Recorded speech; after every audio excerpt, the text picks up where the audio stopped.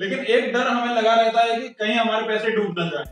मान लीजिए मैंने 10,000 रुपए लगा दिए, तो मुझे ये डर लगा रहता है कि मेरे पैसे डूब जाएंगे। इस बात का बहुत एक मतलब एक डर बना हुआ है, खौफ का माहौल बना हुआ है कि लोग डरते हैं शेयर मार्केट में पैसे लगाने से। गेट ट्यूबर चैनल में आपका स्वागत है। आपके कई सारे कमेंट्स आते रहते हैं कि आपको शेयर मार्केट के बारे में, म्यूचुअल फंड के बारे में जानना है, इसमें कैसे निवेश करें, इन बातों को आप जानना चाहते हैं। तो आज मेरे साथ आशीष हैं, द लॉजिकल इन्वेस्टर से। इनके चैनल का लिंक आपको नीचे डिस्क्रिप्शन में मिल जाएगा। तो आज हम ये जानने का प्रयास करेंगे शेयर मार्केट में निवेश की शुरुआत हम कैसे करें, स्टार्ट हम कैसे करें। तो पूरा ये एक बिगिनर्स गाइड होने वाला है। तो चलिए देखते हैं कि इससे जुड़े हमारे सवालों के जवाब हम जानने का प्रयास करते हैं। तो मेरा सबसे पहला सवाल है कि शेयर मार्केट में हम निवेश शुरुआत करना चाहते हैं, तो हम कहां से स्टार्ट करें? तो thank you MKN tuber for giving me this opportunity. तो शेयर मार्केट में अगर आप शुरुआत करना चाहते हैं तो कुछ बेसिक चीजें आपके पास होनी चाहिए। तो शेयर मार्केट में इन्वेस्ट करने के लिए आपको एक डीमैट अकाउंट और एक ट्रेडिंग अकाउंट की जरूरत पड़ेगी, क्योंकि उसके बिना आप इन्वेस्ट नहीं कर पाएंगे। तो ये मैंडेटरी है। तो आपको पहले डीमैट अकाउंट और एक ट्रेडिंग अकाउंट ओपन करना पड़ेगा इससे पहले कि आप इन्वेस्टमेंट स्टार्ट करें। तो ये demat account, trading account open करने के लिए सबसे पहले तो हम ये जानना चाहेंगे कि कौन इसको ओपन कर सकता है, यानी कि शेयर मार्केट में इन्वेस्टमेंट करने के लिए क्या कुछ एलिजिबिलिटी क्राइटेरिया है। जैसे कि फॉर एग्जांपल अगर कोई सैलरीड पर्सन है तो क्या वो निवेश कर सकते हैं? जी हाँ, तो जिसके पास भी एक पैन कार्ड है और बेसिक KYC है वो अपना डीमैट और ट्रेडिंग अकाउंट ओपन करके इन्वेस्टमेंट स्टार्ट कर सकते हैं। इसमें ये फर्क नहीं पड़ता कि आप सैलरीड हैं या बिजनेस में हैं या आप एक किसी और सोर्स से आपका इनकम आता है, ये सब कोई मैटर नहीं करता। अगर आपके पास बेसिक KYC एक पैन कार्ड अवेलेबल है तो आप इन्वेस्टमेंट स्टार्ट कर सकते हैं। तो नेक्स्ट हम ये जानना चाहेंगे कि KYC तो ठीक है हमारे पास है, आजकल तो आधार कार्ड, पैन कार्ड, DL ये सब तो हमारे पास रहता ही है। तो इसके बाद हमें फिर क्या करना होगा? जैसे कि आपने बोला कि demat account, trading account open करना है, तो यहाँ पर एक कंफ्यूजन आता है कि डीमैट अकाउंट, ट्रेडिंग अकाउंट, और पहले तो ये है कि ये होता क्या है, इस पर थोड़ा अगर आप बता सकें। ये काफी अच्छा सवाल है कि ये जानना जरूरी है कि इनका डीमैट अकाउंट और ट्रेडिंग अकाउंट है क्या, और ये दो डिफरेंट अकाउंट क्यों है, और ये हम किस तरह से अप्रोच कर सकते हैं इसको ओपन। तो डीमैट अकाउंट एक लॉकर की तरह है। बैंक में आप जैसे लॉकर लेते हैं, उसमें आप अपना सामान उस लॉकर में रखते हैं। तो डीमैट अकाउंट आपके शेयर्स को होल्ड करता है। उसका सिर्फ एक ही काम है, जो भी आप शेयर्स आगे चल के खरीदेंगे वो आपके डीमैट अकाउंट में रहेंगे। तो उसका उतना ही काम है कि वो डीमटेरियलाइज्ड फॉर्म में, पहले क्या होता था, पहले के जमाने में जब डीमैट अकाउंट नहीं था तो शेयर सर्टिफिकेट मिलते थे, पेपर फॉर्म में सर्टिफिकेट्स मिलते थे, उसको संभाल के रखने होते थे। लेकिन क्योंकि टेक्नोलॉजिकल एडवांसमेंट्स आए और चीजें टेक्निकली बेटर होती गई, उसके बाद डीमैट अकाउंट इंट्रोड्यूस किया गया, जिसको डीमटेरियलाइज्ड अकाउंट बोला जाता है फुल फॉर्म में, और उसमें आपके शेयर्स होल्ड होके रहते हैं। अब ट्रेडिंग अकाउंट क्या है? ये तो हो गया डीमैट अकाउंट। ट्रेडिंग अकाउंट आपको जो भी खरीदना बेचना है, आप जैसे आप एक बैंक का मोबाइल ऐप या नेट बैंकिंग यूज करते हैं फंड ट्रांसफर करने के लिए या कोई और बैंक के रिक्वेस्ट डालने के लिए, सेम यहाँ पे आपको जो बाय और सेल करना है, जो शेयर्स आपको खरीदना बेचना है, वो आप अपने ट्रेडिंग अकाउंट से करते हैं। ट्रेडिंग अकाउंट आपका एक प्लेटफॉर्म है जिसके थ्रू आप बाय एंड सेल करते हैं, जिसके थ्रू आप अपना ट्रेड करते हैं। तो अगर हमने डीमैट अकाउंट ओपन कर दिया तो हमें ट्रेडिंग अकाउंट भी ओपन करना होगा, यानी कि ये एक साथ ही काम करते हैं? जी हाँ, ये एक साथ ही काम करते हैं, क्योंकि जो आप ट्रेडिंग अकाउंट से बाय सेल करते हैं वो जाके आपके डीमैट अकाउंट में पार्क होता है। वो जो शेयर है वो आपके डीमैट अकाउंट में ट्रांसफर हो जाता है। तो पहले से मतलब एक ही जगह पर, एक ही प्लेटफॉर्म पर हमें डीमैट अकाउंट और ट्रेडिंग अकाउंट दोनों ओपन करते हैं।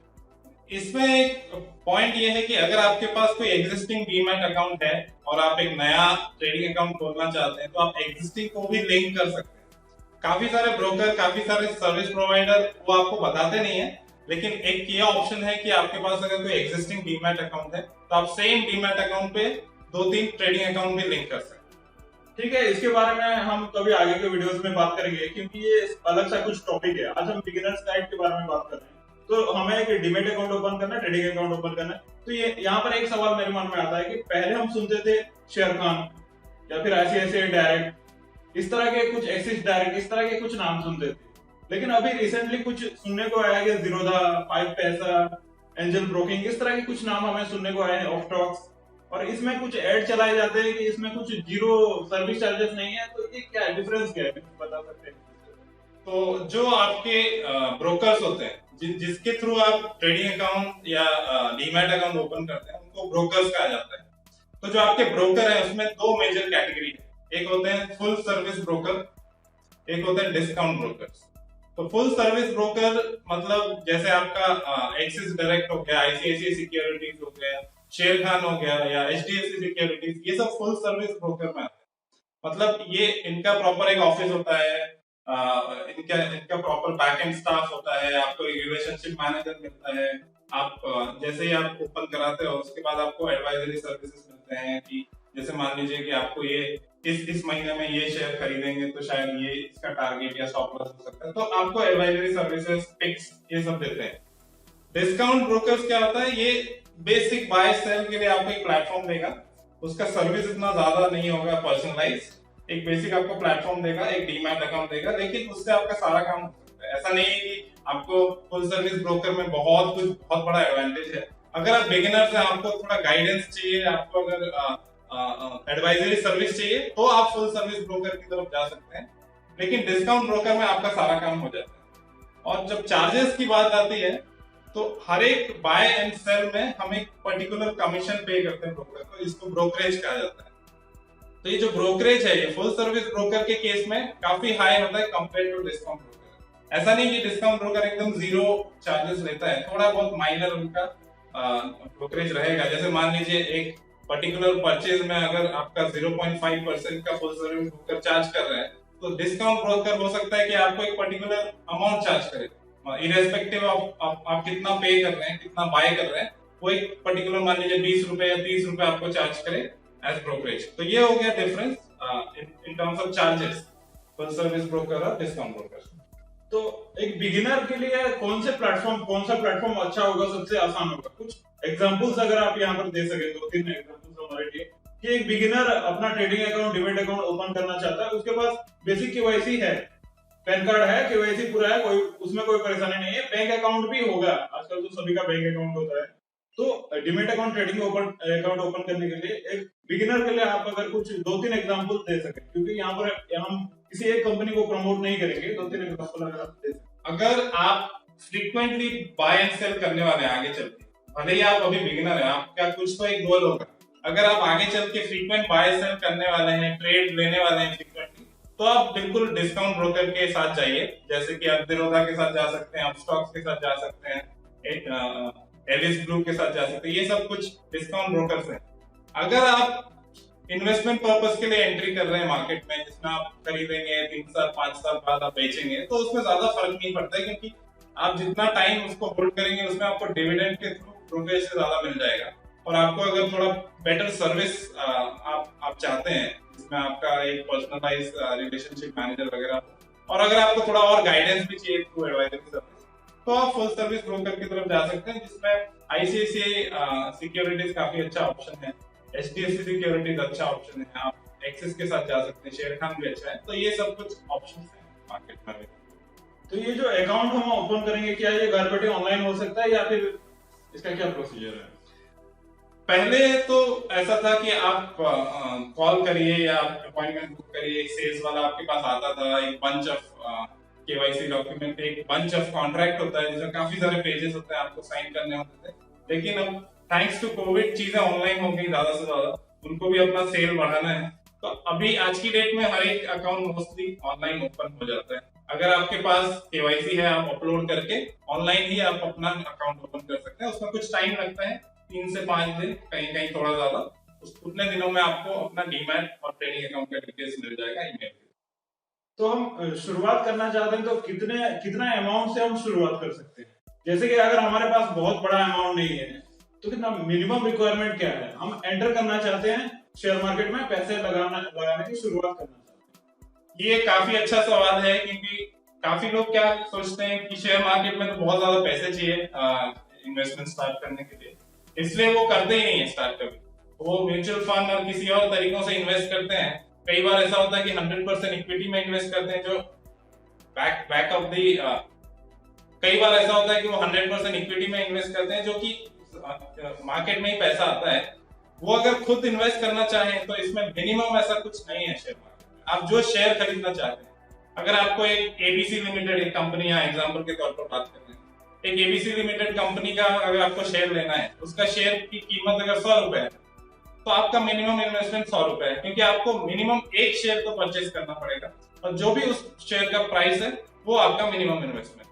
अगर आपको मान लीजिए कि मारुति का शेयर लेना है आज की डेट में, तो मारुति का शेयर आज की डेट में लगभग 7,000 के आसपास ट्रेड कर रहा है, तो आपका मिनिमम इन्वेस्टमेंट फिर 7,000 हो गया। तो इट डिपेंड्स कि आप क्या लेना चाह रहे हैं, उस हिसाब से आपका मिनिमम एक शेयर के हिसाब से मिनिमम बनता है।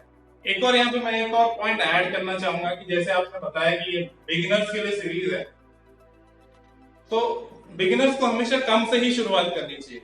शेयर मार्केट में ऐसा नहीं कि बहुत सारा कैपिटल लेके आ गए और बिना जाने समझे, बिना सोचे समझे किसी में भी पैसा डाल दिया, और जब लॉस हो जाता है तो लोग सोचते हैं कि शेयर मार्केट तो एक सट्टा बाजार है, ये तो जुआ है, एंड शेयर मार्केट को कोसने लग जाते हैं। तो वो ना करें।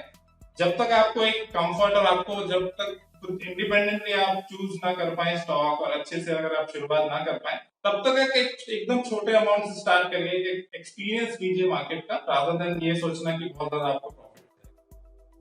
तो यहाँ पर मैं एक बात मैं ऐड करना चाहूंगा कि जब हम शेयर मार्केट में शुरुआत करते हैं, निवेश की शुरुआत करते हैं, तो सबसे बड़ा डर, हम तो ये जानते हैं कि शेयर मार्केट से हम बहुत सारा पैसा कमा सकते हैं, लेकिन एक डर हमें लगा रहता है कि कहीं हमारे पैसे डूब ना जाए। मान लीजिए मैंने 10,000 रुपए लगा दिए, तो मुझे ये डर लगा रहता है कि मेरे पैसे डूब जाएंगे। इस बात का बहुत एक मतलब एक डर बना हुआ है, एक खौफ का माहौल बना हुआ है कि लोग डरते हैं शेयर मार्केट में पैसे लगाने से, क्योंकि केवाईसी है, अकाउंट कैसे ओपन करना है, ये सब तो हम इंटरनेट में गूगल करेंगे तो वो तो मिल जाएगा, प्रोसीजर मिल जाएगा, वो बड़ी बात नहीं है। सबसे बड़ी बात यह है कि निवेश की शुरुआत हम करेंगे तो हमारा पैसा कहीं डूब ना जाए, उसका हमें ध्यान रखना होगा। तो जैसा कि आपने कहा कि शेयर मार्केट से रिलेटेड काफी ज्यादा डर है लोगों के मन में, लोगों को लगता है कि यहाँ पूरा पैसा डूब जाएगा, और इसलिए कई लोग एंट्री ही नहीं करते, कई लोग इन्वेस्ट ही नहीं करते शेयर मार्केट। देखिए, इंडिया एक डेवलपिंग कंट्री है, और ये आप देखेंगे तो बाहर का बहुत ज्यादा पैसा इंडियन मार्केट में आता है। क्यों आता है? क्योंकि उनको पता है कि ये ग्रो होने वाला है। लेकिन हमारे यहाँ के खुद के लोग इन्वेस्ट नहीं करते डर के। थोड़ा डर होना जरूरी है, लेकिन इसका मतलब ये नहीं कि शेयर मार्केट एकदम मतलब ऐसी जगह है जहाँ पे आपका पैसा डूब भी जाएगा। अगर आप जानबूझ के थोड़ा सोच समझ के इस बारे में पढ़ के जान के लगाएंगे पैसा, तो इसमें आपको काफी अच्छे बेनिफिट हो सकते हैं। आपको एक रियलिस्टिक एक्सपेक्टेशन होना चाहिए मार्केट से। अगर आप ये सोच के मार्केट में आ रहे हैं कि बस मैं मार्केट में आऊंगा, रातों रात अमीर बन जाऊंगा, करोड़पति बन जाऊंगा, और आपने पूरा पैसा डाल दिया, तो ज्यादातर आपको लॉस ही होगा। और आप जिस तेजी से आएंगे उसी तेजी से आप वापस चले जाएंगे, मार्केट से बाहर हो जाएंगे। फिर वही लोग आगे बोलते हैं कि मार्केट एक जुआ है और यहाँ पे अच्छे लोगों को इन्वेस्ट नहीं करना चाहिए, और वही थोड़ा बैड माउथिंग करते हैं मार्केट के बारे में। तो रियलिस्टिक एक्सपेक्टेशन होना बहुत जरूरी है। आप मार्केट में आने से पहले आपका एक्सपेक्टेशन सेट होना चाहिए। ये भी देखिए, आप कोई भी एसेट क्लास में इन्वेस्ट करते हैं, आपको एक सर्टेन रेंज का रिटर्न मिलता है। शेयर मार्केट भी एक एसेट क्लास ही है, डायरेक्ट इक्विटी। तो आप ऐसा मत सोचिए कि अगर आप पैसे आज डालेंगे तो एक हफ्ते में आपका पैसा डबल हो जाएगा, ऐसा नहीं होता। अगर आपको कोई ऐसा बोल रहा है तो उन लोगों से दूर रहिए। तो यहाँ पर हमने बेसिक्स को आज जानने का प्रयास किया है। अगर आपका इससे जुड़ा कोई सवाल है तो नीचे कमेंट्स में जरूर लिखें, और हम आशीष के साथ आगे भी बने रहेंगे। ये हम एक सीरीज की तरह स्टार्ट कर रहे हैं, डिस्कशन सीरीज है। तो इस वीडियो को एक लाइक कर दीजिए, चैनल के साथ जुड़े रहने के लिए चैनल को सब्सक्राइब कर दीजिए, और द लॉजिकल इन्वेस्टर चैनल को भी आप जरूर सब्सक्राइब करें। आज के लिए बस इतना ही, धन्यवाद, नमस्कार।